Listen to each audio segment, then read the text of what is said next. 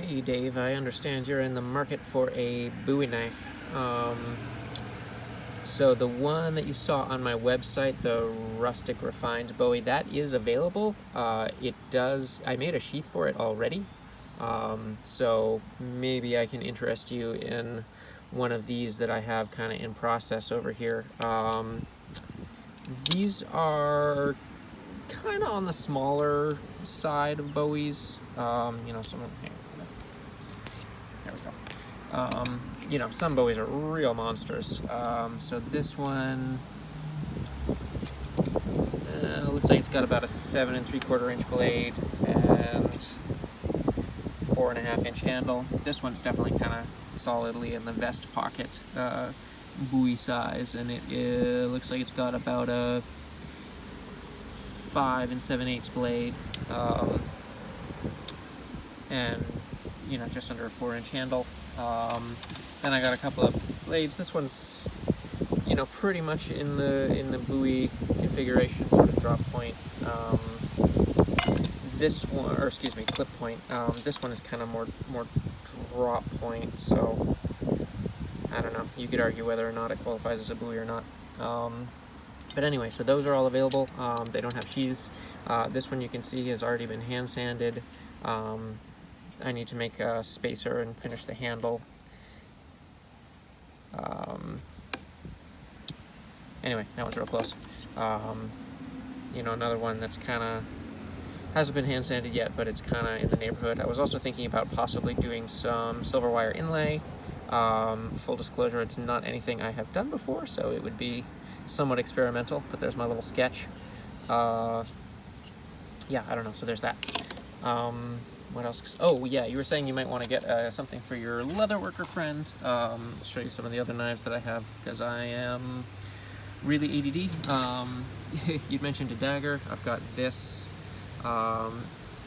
This might be, this would be on the less expensive side, because it doesn't, it's obviously I'd have to clean up the blade a bit and hand sand it, but it doesn't have a guard or a hilt or anything, so it's kind of more of a blacksmith style. So I don't know if that holds some appeal. And then I've got this one, which I was thinking of doing a stag handle on. Whatever.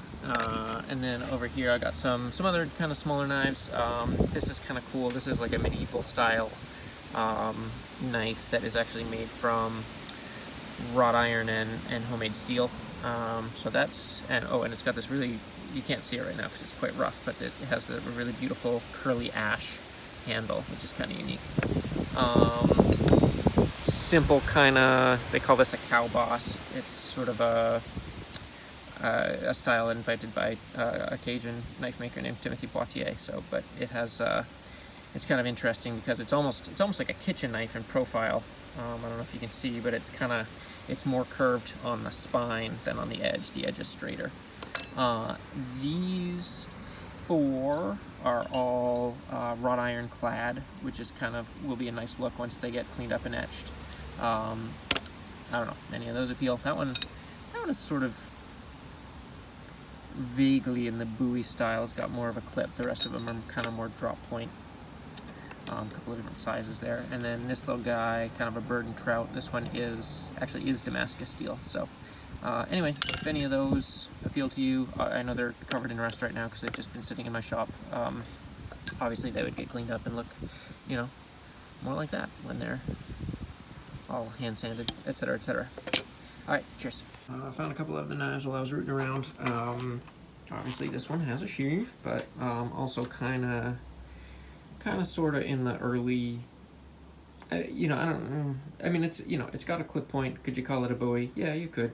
I was thinking kind of more of a colonial, kind of whatever, trade knife, rifleman style knife. So there's that. I'm not crazy about the sheath though, so I wouldn't care if you wanted to just buy the knife and hand it off to your leatherworker friend or whatever. So there's that one.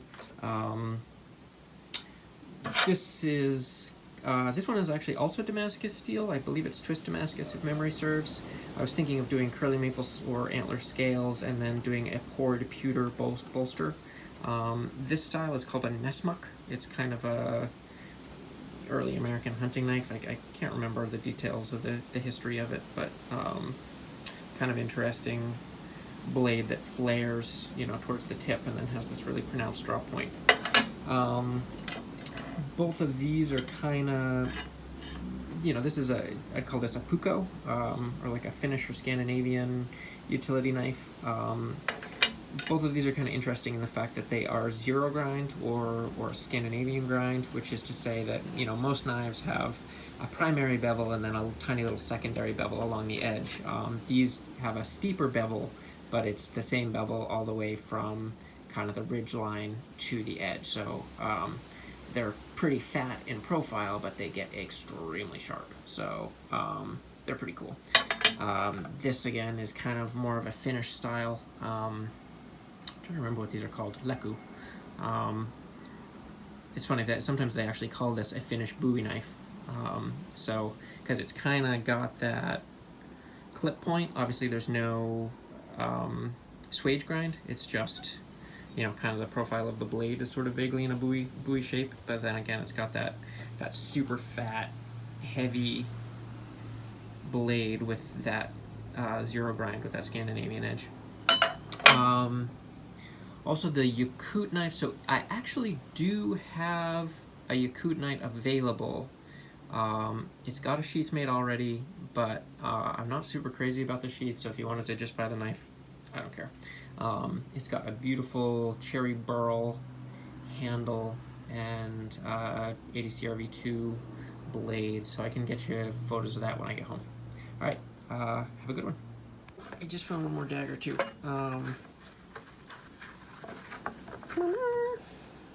Again, this is kind of, I really like that kind of early American sort of, you know, 18th century or early 19th century style. So, you know, obviously whitetail deer antler handle, poured pewter bolster, integrally forged keons, and kind of a funny old reclaimed piece of steel for the blade. I never really finished the sheath on this one, so again, if you were interested in this one, that is certainly available. It's got kind of a cool little pommel nut. Okay, I think that's really it.